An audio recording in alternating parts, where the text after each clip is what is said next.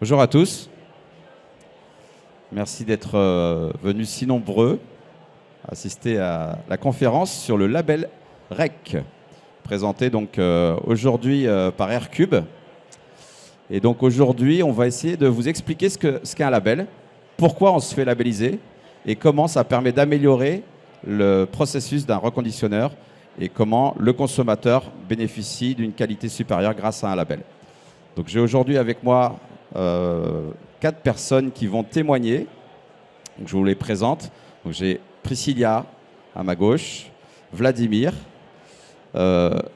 Émilie, pardon, et Yvan, qui donc vont témoigner à propos du label.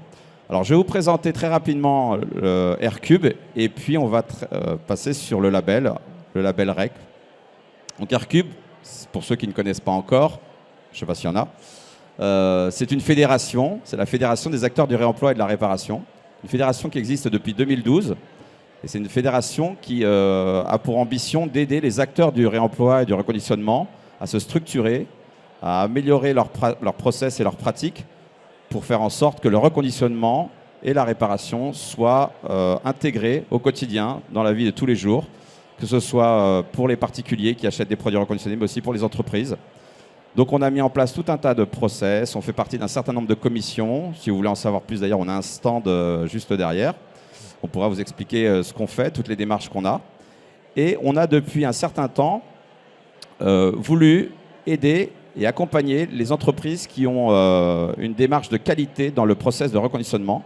Et pour ça, on a créé un label. Alors au début, on a créé un label dans notre coin, dans notre garage, un petit label avec nos propres moyens.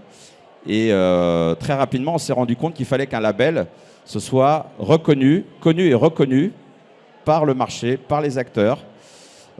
Et donc, on est allé à la rencontre des auditeurs, donc ce qu'on appelle les OTI, auditeurs tiers indépendants. Et on a lancé un appel d'offres.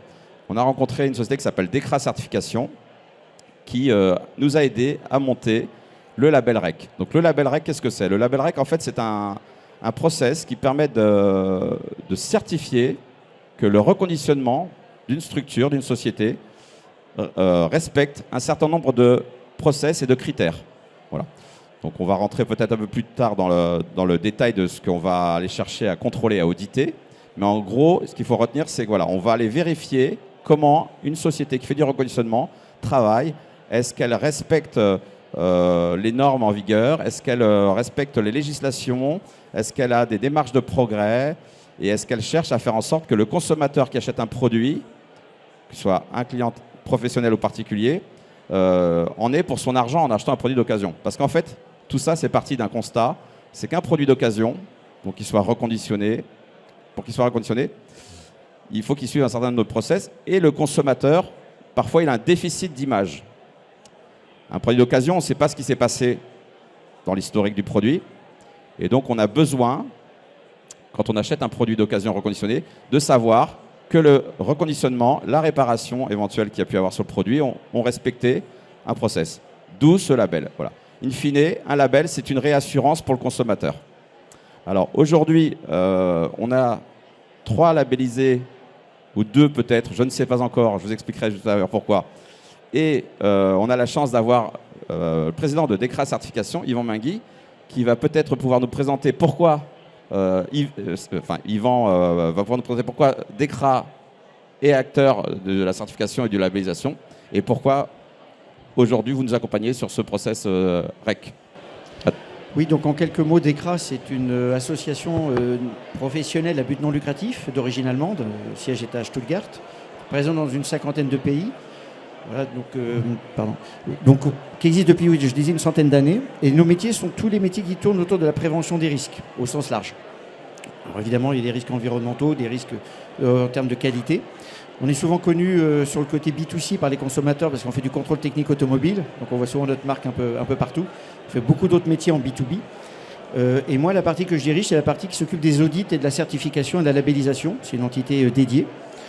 Et effectivement, dès le départ, notre métier, notre ADN, nous, c'est d'être un tiers indépendant, de venir apporter une crédibilité lorsqu'il y a un cahier des charges, lorsqu'il y a un produit, lorsqu'il y a un service, une entreprise. de manière totalement indépendante que le cahier des charges est bien respecté. Alors historiquement, c'est vrai que moi j'étais assez sensible au reconditionnement parce que j'avais déjà acheté des téléphones reconditionnés il y a très très longtemps.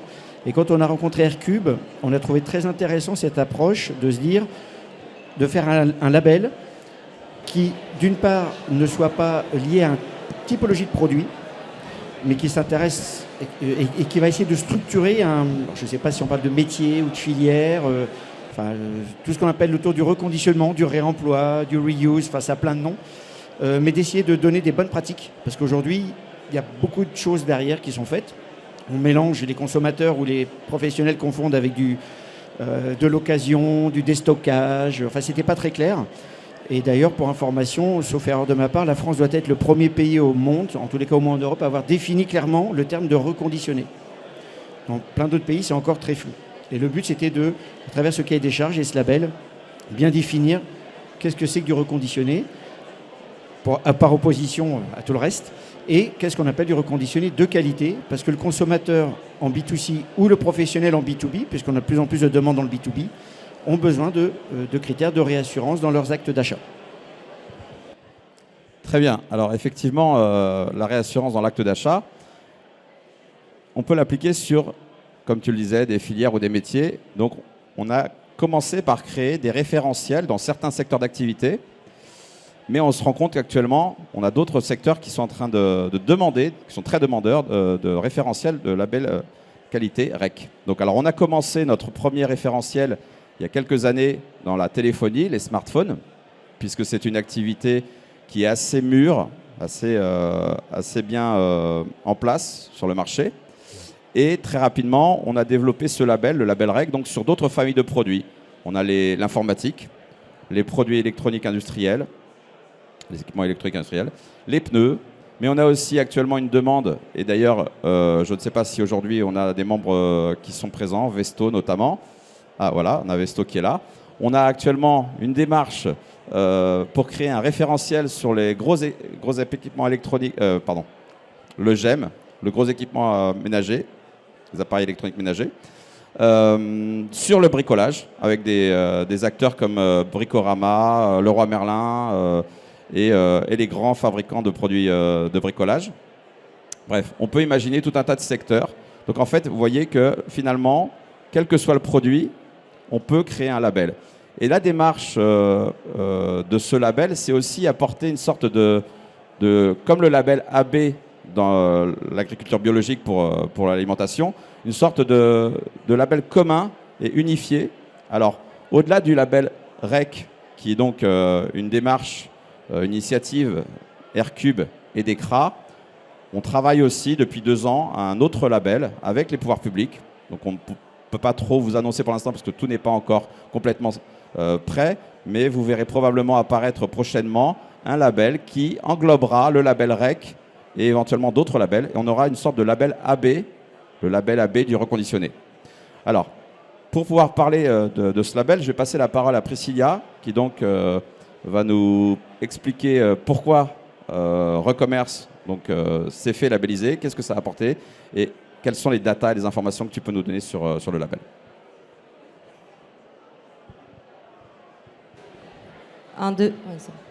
Merci Philippe. Peut-être un mot sur Recommerce rapidement. Donc Recommerce, c'est l'expert du rachat local, du reconditionnement et de la revente de produits en Europe depuis 2009. C'est 180 collaborateurs en France et en Europe, c'est plus de 25 pays de présence commerciale et c'est en 2023 aussi 150 millions d'euros de chiffre d'affaires et une distribution d'environ 800 000 produits par an. Donc on est content. Le marché du reconditionné sur le segment du smartphone en particulier, c'est un marché qui est assez bien développé, surtout en France. Mais comme Yves l'a bien introduit, il reste encore des freins pour développer ce marché qui est pourtant vertueux. Pour rappel, un smartphone reconditionné par rapport au neuf, c'est 50 kg de CO2 non émis. Et donc, pour comprendre un peu comment encore développer ce marché, en partenariat avec Kantar, on mène une étude annuelle et en 2024, c'était la 7e édition, pour comprendre un peu ce que les consommateurs attendent sur le marché du reconditionné. Donc aujourd'hui, il y a plus d'un Français sur deux qui se déclare en tout cas intéressé par l'achat d'un smartphone reconditionné, 56%. Mais il reste encore un peu moins de la moitié, 44% des Français qui doutent encore ou qui se déclarent tout simplement non intéressés par l'achat d'un smartphone reconditionné. Et notamment pour des raisons qui ont attrait à la sécurité, à la fiabilité, à la traçabilité et à la durée de vie des produits. Et en lecture miroir, pour les acheteurs de produits reconditionnés, pour 71% d'entre eux, justement être labellisé ou certifié par un organisme tiers indépendant, c'est un critère qui est à minima important, voire indispensable au moment de l'achat. Et donc, en partant de ce constat, chez Recommerce, on s'est demandé comment lever encore ces barrières sur le marché et rassurer le consommateur. Alors on sait qu'il y a eu des initiatives publiques, je pense notamment à la loi AGEC qui a défini le reconditionné, en précisant que c'est bien une intervention d'un tiers professionnel qui va tester et réparer et apposer une garantie professionnelle sur le produit. Mais on s'est dit qu'on pouvait aller plus loin, notamment via des initiatives privées, puisqu'il n'y a personne de mieux placé, je pense, que des experts qui ont les meilleures pratiques pour standardiser le marché. Donc plusieurs enseignements à ça. D'abord en interne, chez nous, chez Recommerce, se faire labelliser, ça a vraiment challengé nos process métiers et aussi, in fine, la qualité de nos produits. Puisque Recommerce, c'est un acteur qui est aussi certifié ISO 9001, 14001 et 27001, notamment depuis quelques années. Il faut savoir qu'une certification ISO, c'est une certification qui va auditer les processus de l'entreprise, donc au niveau de l'entreprise, sans audit sur site chez nos prestataires. Donc, se faire labelliser REC, ça nous a permis de maîtriser vraiment toute notre chaîne de valeur, de la collecte jusqu'à la revente, grâce à un cahier des charges transverse. Et le second enseignement, je dirais, c'est que le label REC, c'est un label beaucoup plus opérationnel qu'une certification ISO. C'est deux référentiels qui restent quand même complémentaires, mais avec des audits sur site chez nos prestataires, logistiques ou de réparation par exemple. On va vraiment regarder via des vérifications documentaires, même visuelles, comment les produits sont traités, quels sont les processus. Ça va être par exemple en atelier, vous déclarez que vous avez un SAV, montrez-moi sur votre ordinateur, dans votre système d'information, comment sont identifiés et tracés les produits. Et ça va être aussi par exemple sur la partie revente, vous déclarez dans vos arguments marketing, disons que tous vos produits reconditionnés garantissent un minimum de 85% de performance sur l'état de la batterie. Et on va ouvrir, on va allumer un téléphone et dans les réglages, on va vérifier si ces allégations sont réelles. Donc aujourd'hui, tous les produits, tous les smartphones reconditionnés qui sont labellisés REC, on a la garantie qu'ils ils sont issus d'un processus qui répond à ces standards. Et peut-être pour finir, un enseignement externe sur le marché, c'est que comme Philippe l'a introduit, un label au niveau d'une entreprise, c'est un peu vide de sens. Et ce qui compte, c'est de structurer un marché tout entier. Et aujourd'hui, grâce à la labellisation de plusieurs acteurs engagés, une fédération aussi engagée et d'un cabinet de renommée mondiale, on a réussi à diffuser ce label. Et aujourd'hui, il y a des opérateurs nationaux, je pense notamment à Orange, qui ont fait du label REC un critère de sélection. Donc aujourd'hui, tous les produits reconditionnés chez Orange répondent tous au cahier des charges du label REC. Et on espère que cette dynamique va se poursuivre chez d'autres opérateurs télécoms et distributeurs d'échelle à minima nationale. Pour conclure, je dirais que le label REC, c'est un exemple assez parfaitement réussi de comment des initiatives privées entre des acteurs engagés peuvent réguler et standardiser un marché qui est hautement bénéfique pour le pouvoir d'achat, pour l'environnement. Et on espère que d'autres acteurs, puisqu'on sait que le marché du reconditionné sur le segment du smartphone en tout cas est opéré en très grande majorité en ligne et notamment sur les plateformes. On espère que d'autres types d'acteurs, dont des plateformes, pourront s'engager dans la même dynamique. Merci. Merci beaucoup Priscilla. Effectivement très, très intéressant de comprendre comment Recommerce, grâce au label REC, a pu structurer l'activité pour faire en sorte que ça corresponde aux demandes des marchés, aux demandes des opérateurs. Effectivement, Orange, il y a un an environ, a souhaité travailler uniquement avec des reconditionneurs qui ont le label REC. Donc ça, c'est très important. Ça veut dire qu'effectivement, ils considèrent que le label est un gage de qualité et qu'un consommateur qui va en boutique ou qui se rend sur le site d'Orange achètera un produit qui aura respecté ce process du label REC. Donc voilà, ça c'est un élément qui est intéressant. On constate d'ailleurs qu'effectivement, comme tu l'as souligné, on a une dynamique. Alors en fait, on le sent nous au sein de la fédération. D'autres opérateurs viennent nous voir et nous demandent effectivement, on voudrait bien faire comme Orange et travailler uniquement avec des acteurs qui sont labellisés REC. Et pas seulement dans la téléphonie. Il faut savoir que le label REC, en fait, aujourd'hui, on a une vingtaine d'acteurs qui sont déjà labellisés, mais on en a d'autres qui arrivent. Et on se rend compte que dans certains secteurs d'activité, en fait, les principaux acteurs sont déjà labellisés ou vont l'être. Alors, je vais me retourner vers vous. Il me semble que dans votre secteur d'activité, aujourd'hui, il y a déjà 3 acteurs qui sont labellisés, qui font partie du top 4. Si vous voulez nous en parler, Émilie. Bonjour, je me présente, je suis Émilie Léchère, société Cofiem Electronics. Donc, je vais présenter mon entreprise d'abord. On est spécialisé dans le reconditionnement des équipements électroniques industriels. Donc, c'est tous les équipements qui vont sur les machines de production. Voilà, donc c'est vrai qu'aujourd'hui, on est 3 labellisés à faire cette activité. Les 3 parmi les 5 meilleurs en Europe. Et on est très content d'avoir intégré nos concurrents partenaires dans Est-ce qu'on peut les citer ? De label. Pardon ? Est-ce qu'on peut les citer, les partenaires ou concurrents ? On peut. En fait, nous, on communique beaucoup sur le label. Ouais. On invite nos concurrents partenaires à se faire labelliser. Et puis après, s'ils respectent les exigences du label, ils se font labelliser. Alors, donc, pour effectivement, on a GC Electronics qui est labellisé REC. En Hollande, ouais, voilà, c'est ça. Voilà, en Europe, qui est basé à Hollande, mais qui est sur tout le territoire européen. Donc Cofiem, Azerty qui est présent ici, donc, Monsieur Compaoré, voilà. Donc les 3 parmi les 4 premiers qui sont effectivement déjà labellisés REC. Voilà. Je vous laisse continuer la présentation de Cofiem. Cofiem. Voilà, Cofiem, on est dans les équipements électroniques, on vend des équipements aux industriels. Ok. Qu'est-ce que vous apportez le label justement, puisque alors le label, en fait, ça permet de garantir aux clients qu'on respecte les exigences d'une norme. Ça permet le fait de respecter ces critères, on parle de la même manière et on garantit le même niveau de qualité à nos clients. Donc les clients qui vont commander des produits chez nous, ou chez Azerty ou JC Electronics, ils savent exactement le niveau de qualité qu'ils auront.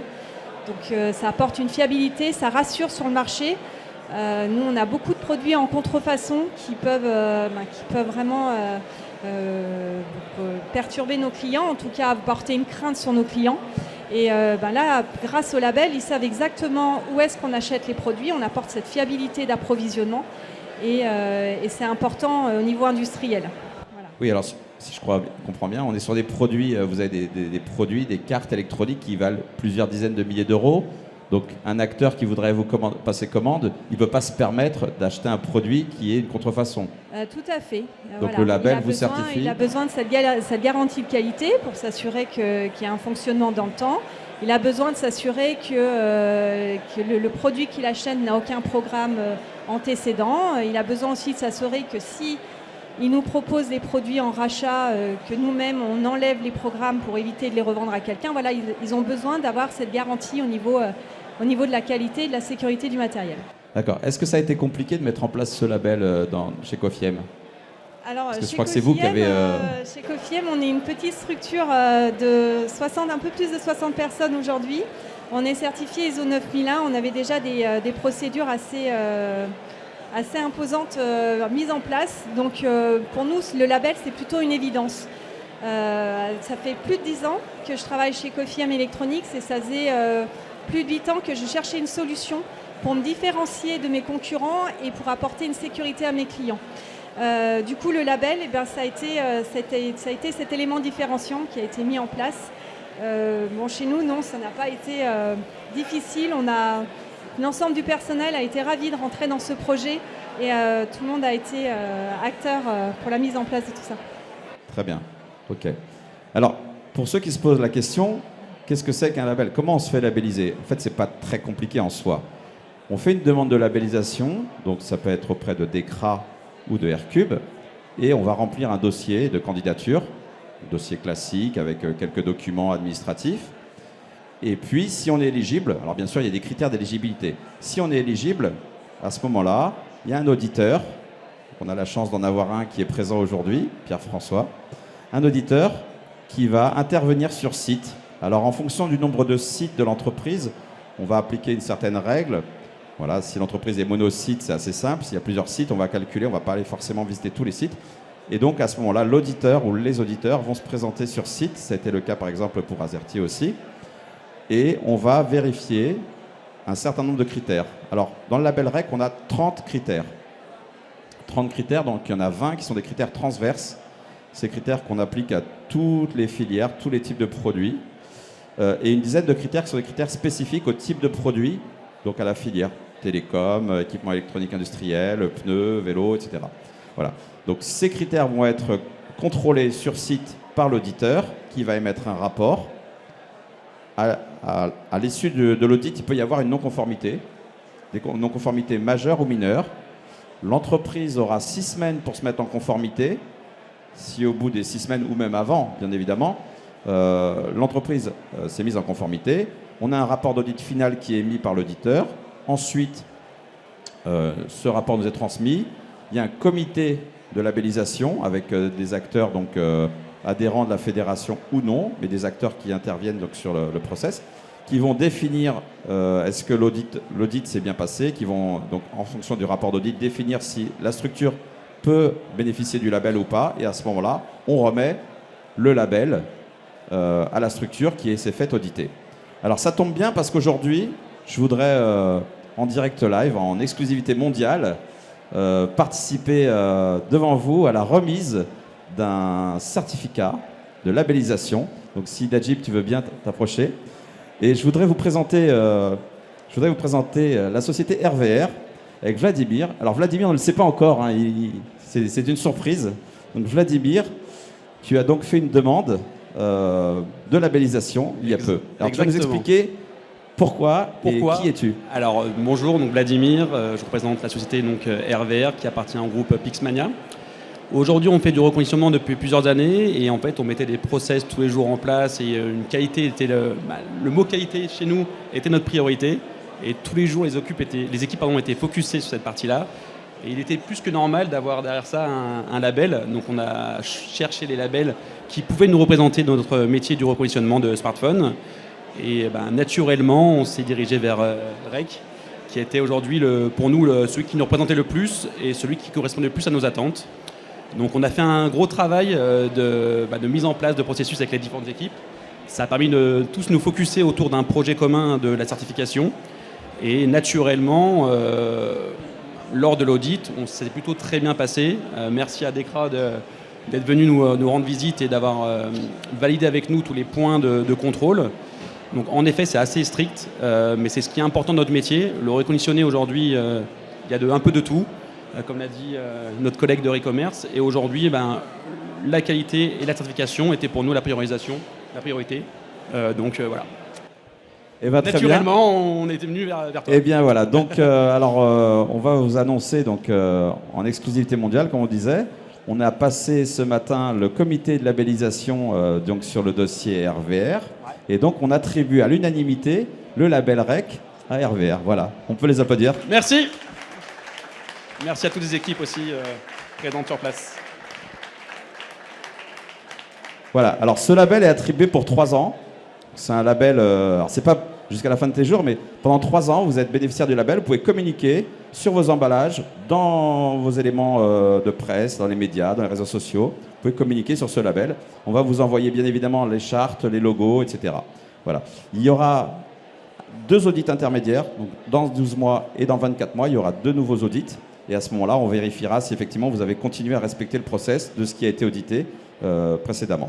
Voilà. Donc je pense qu'effectivement, voilà, on te laisse dire ce que tu ressens et ce que tu espères de ce label. On est très fiers d'avoir ce label. On l'a attendu avec les équipes et ça sera avec une grande fierté quand je vais retourner au laboratoire tout à l'heure pour le remettre à toute l'équipe. C'est une belle fierté pour nous en tant que reconditionneurs d'être approuvés sur un label. Et on espère que ce label va nous permettre de pouvoir faire de plus en plus de business et de rassurer les clients sur ce marché du reconditionnement. Voilà, très bien. Donc nous on est fiers de vous compter, un nouveau labellisé. C'est voilà, on commence à être une petite équipe sympathique. On est assez nombreux. Tu veux, pardon, Benoît. Je t'entends pas. Benoît veut parler. Ah, faire la photo, pardon. Ah oui. Ok, on va faire des photos effectivement tout après. Alors je voudrais quand même revenir sur un point, c'est comment on monte un référentiel. Alors en fait, nous on est des industriels, on est des professionnels, on est des spécialistes du reconditionnement, du réemploi, et en fait on connaît notre métier, on connaît les critères d'éligibilité, les critères de qualité. Et donc on a considéré que les gens qui étaient les plus à même de monter un référentiel de qualité dans le reconditionnement, c'est les professionnels. Donc c'est ce qu'on a fait. Pour faire un label, donc un référentiel pour les smartphones, on a réuni les professionnels du reconditionnement de smartphones. On a fait la même chose pour les autres activités et les autres filières. Et donc, en fait, en réalité, on a besoin de professionnels. Donc si dans votre activité, ça peut être, je ne sais pas, les jouets par exemple, vous voulez créer un référentiel dédié aux jouets reconditionnés, il suffit de venir nous voir. On va vous accompagner, DECRA et Aircube va vous accompagner et on va créer le référentiel spécifique avec vous et éventuellement, donc bien évidemment, d'autres acteurs de cette industrie et on va vous accompagner. Donc on va vous amener notre technologie et notre connaissance, notre base de connaissances et vous aurez juste à appliquer et à adapter cette base à votre secteur d'activité. C'est ce qui se passe, comme je le disais tout à l'heure, dans le gros équipement électroménager, dans le GEM et dans d'autres secteurs d'activité. Donc voilà. Donc si parmi vous il y en a qui ont qui veulent des informations, on a encore une fois un stand là-bas, on pourra vous expliquer. Est-ce que tu veux nous parler de la certification de service, Yvan ? Oui, donc là on a parlé de label. Donc le label effectivement est géré par Aircube et avec une commission de labellisation.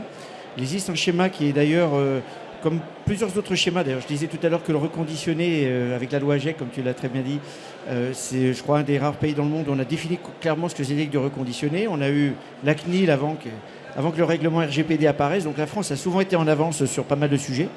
Et en certification, la France a aussi créé un schéma qui s'appelle une certification de service, qui permet d'officialiser encore plus, si c'est possible, donc ce genre d'approche, et d'être reconnu notamment par les ministères comme le ministère de l'Industrie sous un organisme d'accréditation qui s'appelle le COFRAC, le Comité français d'accréditation, et qui permet d'apporter une crédibilité supplémentaire en B2C et en B2B surtout, et à l'international. Et nous, on a déjà des demandes de clients potentiels, parce que là, tu parlais, Philippe, d'autres filières qui sont sur la France, mais nous, on a déjà des contacts avec certains de nos collègues aux États-Unis, en Roumanie, en Hollande. J'ai eu quoi ? L'Allemagne. L'Allemagne, oui, j'allais oublier notre pays mère quand même, l'Allemagne, de sociétés qui nous ont approchés en disant ce que vous faites, c'est super intéressant, comment est-ce qu'on peut le rendre encore plus officiel, plus international. Et donc il y a cette piste-là sur laquelle on va travailler avec Aircube pour pouvoir avancer. Le point qui était important tout à l'heure, qui a été dit par Philippe, qui paraît important sur le label, c'est que quand on l'a créé et quand on l'a travaillé ensemble avec les équipes de Aircube, on avait trois manières de voir le sujet. La première, c'était de se dire, est-ce qu'on fait un label ou un référentiel par famille de produits ? Mais là, ça voulait dire que vu du consommateur, il fallait qu'il connaisse des terminologies des produits, enfin des labels produit par produit. Et on a plutôt pris l'approche effectivement un peu comme AB, agriculture biologique.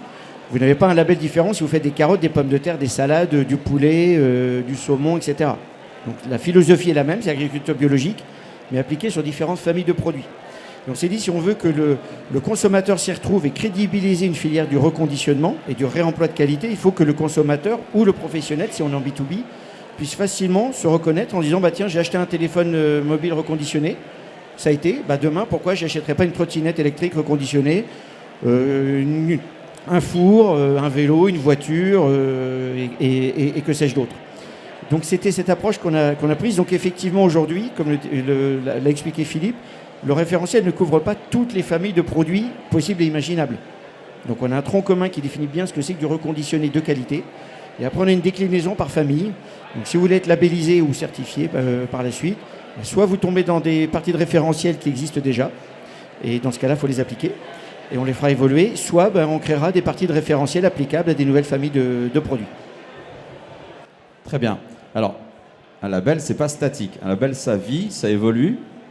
Donc, en fait, il y a des mises à jour régulières en fonction de l'évolution réglementaire, en fonction aussi des demandes du marché, en fonction de l'évolution technologique.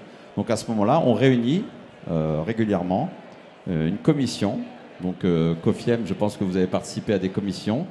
D'ailleurs, est-ce que vous voulez nous parler de comment ça se passe, ces commissions est-ce que vous voulez en parler, Émilie? Je vous laisse la parole. Alors oui, effectivement, j'ai eu l'occasion de participer à 2 commissions sur l'évolution du label. Voilà, il fallait mettre quelques critères à jour sur le label et notamment sur les formations des opérateurs, des techniciens qui reconditionnent nos produits. R-Cube et DECRA font des propositions d'amélioration et nous, au moment de la commission, on exprime si on a des doutes ou voilà, on exprime notre avis à ce sujet jusqu'au moment où on arrive à trouver un bon consensus et à déterminer la bonne exigence. Voilà. Très bien. Donc comme on vous dit, ça vit et c'est les professionnels qui font leur propre label. Donc ça, c'est très intéressant. Alors, les professionnels aujourd'hui, donc c'est les reconditionneurs et on a aussi d'autres acteurs dans le domaine du reconditionnement, qui ne sont pas forcément des reconditionneurs, mais qui font travailler des reconditionneurs. Donc on a parlé tout à l'heure des opérateurs, par exemple, dans la téléphonie. On a aussi les marketplaces. Marketplaces, qu'aujourd'hui tout le monde connaît, les places de marché, ou les plateformes aussi, puisqu'on a quelques acteurs qui ne se disent pas marketplace, comme Le Bon Coin, par exemple. Notre démarche aujourd'hui au sein d'R-Cube, c'est faire en sorte que les acteurs qui sont labellisés soient reconnus et soient mis en avant par rapport à d'autres acteurs qui ne le seraient pas. Alors, pourquoi je vous parle des marketplaces? C'est qu'en fait, une marketplace, c'est comme un cheval de Troie, quelque part. C'est un acteur qui permet d'aller sur le marché français, vendre des produits, que l'on soit français ou étranger. Et certains acteurs ne respectent pas forcément toutes les règles qu'on a dans notre pays. Donc voilà, on a tous acheté des produits sur des marketplaces, ou pratiquement tous. Parfois, on ne sait pas à qui on achète. Et on peut acheter des produits à des acteurs qui ne respectent pas les critères. Est-ce que les pièces détachées sont d'origine? Est-ce qu'ils sont avec des marquages CE? Voilà. Donc ces acteurs-là, ne respectant pas ces critères-là, ils passent par des marketplaces, ils peuvent arriver sur le marché et effectivement, ils vendent en grande quantité. Parfois, ne respectent pas non plus la législation fiscale, ne payent pas leur TVA, éco-contribution, etc. On a pas mal de sujets là-dessus. Et ça crée du tort à l'industrie française, aux reconditionneurs français qui, eux, respectent, payent les éco-contributions, payent les redevances privées, payent les taxes diverses et variées. Et donc, notre objectif, c'est de demander aux marketplaces et aux places de marché de mettre en avant, certainement en modifiant leurs algorithmes, de mettre en avant les structures qui sont labellisées. Voilà. Le principe, c'est qu'effectivement, aujourd'hui, sur une marketplace, vous avez en tête de gondole les acteurs qui vendent le plus, mais ce n'est pas forcément les plus vertueux. Notre volonté, et on est dans une démarche avec les marketplaces et avec la DGE, avec les pouvoirs publics, de faire signer une charte de bonnes pratiques. Et après avoir fait signer cette charte de bonnes pratiques, on va leur demander de modifier leurs algorithmes pour que les acteurs du reconditionné qui sont labellisés soient mis en avant. Voilà. Ça, c'est une des conséquences d'être labellisé, c'est avoir possibilité d'être plus visible. Au-delà de ça, bien évidemment, nous, on va communiquer. Voilà. Donc, je pense que... je regarde l'heure, excusez-moi. Hop, c'est bon. On a encore un peu de temps. Donc, voilà. Le label, c'est réellement un outil d'accompagnement et il faut le prendre comme tel. Je pense qu'on a actuellement la chance, en France, d'avoir cette loi AGEC, d'avoir une prise de conscience des pouvoirs publics et des acteurs qui jouent le jeu du reconditionnement. Et donc, notre volonté au sein d'R-Cube, c'est vraiment d'accompagner avec ce label REC. Je ne sais pas si parmi vous, il y a des personnes qui veulent poser des questions, mais on a 5 minutes, si vous voulez poser des questions. Sinon, après, voilà, peut-être parmi vous, là, des questions. 5 minutes, 5 minutes, 5 minutes. Je sens que Vesto a envie de poser une question. Benoît Varin a envie de poser une question. Benoît, tu... Merci Benoît. J'avais plein de questions. Mais Eh bien écoute, tu as un peu plus de 5 minutes normalement. Ça Ah, dépend si on rend à l'heure ou si on rend en retard. on va essayer de rendre à l'heure. Vesto, nous on est reconditionnaire de matériel professionnel pour la restauration et les métiers de bouche. Donc on fait des fours, des frigos, des friteuses à destination des professionnels. On est en train de rentrer dans cette démarche de labellisation. Je pense qu'il y a une vraie question et qui est plutôt pour ceux qui ont pour nos grands frères, ceux qui ont quelques mois d'avance sur nous.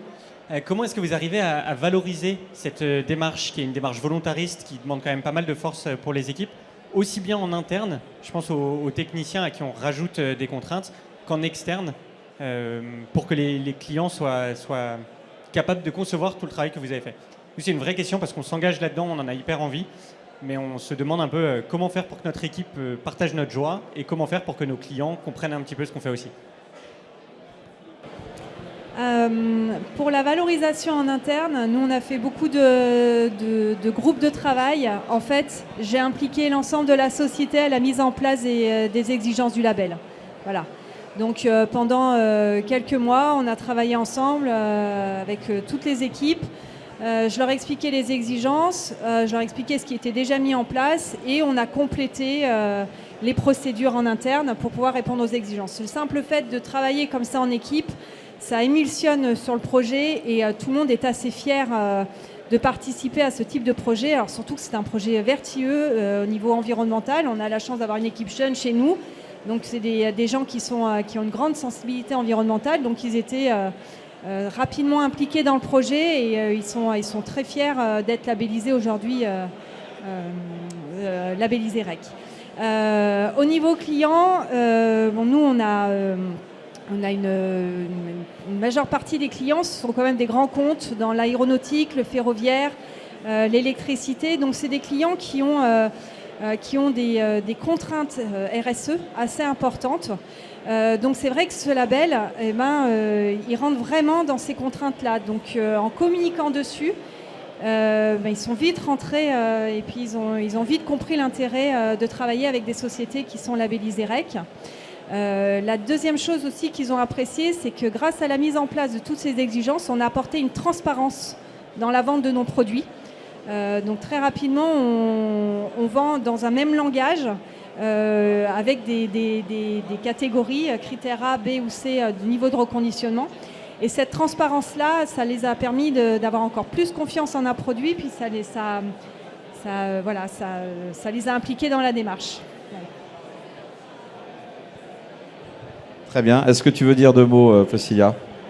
Oui, ça serait une réponse assez similaire, mais il y a en effet en interne chez Recommerce, c'est une entreprise qui est engagée en fait depuis 15 ans sur des sujets de qualité et toute notre politique RSE et de qualité en fait qui vont de pair sont directement intégrées dans la stratégie générale de l'entreprise. Donc il y a une vraie acculturation qui est faite en interne auprès des employés.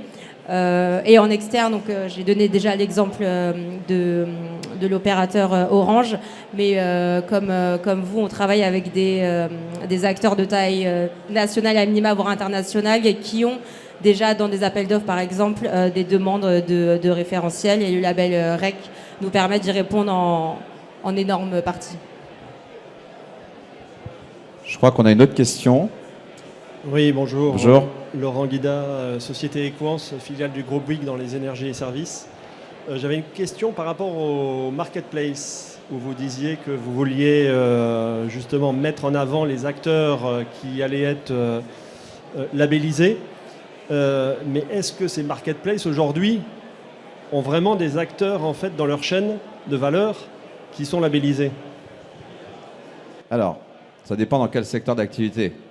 Si effectivement on prend une marketplace bien connue française qui commence par un B, une très grande partie de leurs vendeurs ne sont pas labellisés. Et je crois que plus de 60%, alors si j'ai des chiffres qui sont exacts, Priscilla, tu me diras peut-être un peu plus. On est sur 1700 vendeurs, je crois, et plus de la moitié qui n'est pas français. Ces gens-là ne sont pas labellisés. Mais aujourd'hui, en ouvrant DECRA, ouvre avec nous la certification, oui, on va finir bientôt, en ouvrant la certification le label REC à l'étranger, on espère aller en chercher quelques-uns. Bien évidemment, on n'ira pas tous les chercher, parce que c'est une démarche volontaire. Se faire labelliser, c'est une démarche volontaire. Maintenant, nous, on est là pour montrer l'exemple et pour montrer ce qu'il faut faire. Bien évidemment, ceux qui ne respectent pas, on pourra avoir d'autres actions contre ces sociétés-là, parce qu'en fait, elles créent du préjudice, finalement, au marché. Et c'est ce qui nous pose problème pour les acteurs français, mais pour les acteurs européens aussi qui jouent le jeu. Donc on essaie de structurer tout ça, on apporte les bonnes pratiques. On ne peut pas, malheureusement, aller chercher tout le monde. Je vous remercie, je crois qu'on me fait signe depuis tout à l'heure. Merci, ouais. Merci beaucoup, merci à tous. C'était très sympa. Et encore bravo à RVR. Je voulais rajouter un petit mot, s'il vous plaît. Oui, on a. Voilà, donc je vous remercie tous pour cette belle présentation et pour ce projet qui continue à se développer au sein d'Aircube, donc le label REC. Donc moi je suis Nadji Brenaï, je suis le délégué général de la fédération Aircube. Pour ceux qui ne nous connaissent pas encore ou qui veulent découvrir plus nos activités, je vous invite à nous rejoindre sur le stand qui est juste derrière la conférence. Et bien sûr, pour permettre aux acteurs de produire des équipements de qualité, il faut bien évidemment former les opérateurs. Et à dessein, je vous invite à nous rejoindre sur la masterclass juste ici, qui va présenter le projet L'école du réemploi.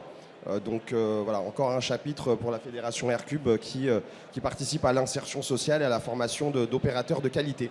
Donc on vous invite tous à nous rejoindre. Ça a commencé depuis 2 minutes. Merci à tous. Merci beaucoup. Et donc, un tonnerre d'applaudissements pour Philippe qui a animé cette conférence. Un remerciement à l'équipe de Réseau VRAC et Réemploi. Première édition Aircube au sein du salon, mais on pense que ce ne sera pas la dernière.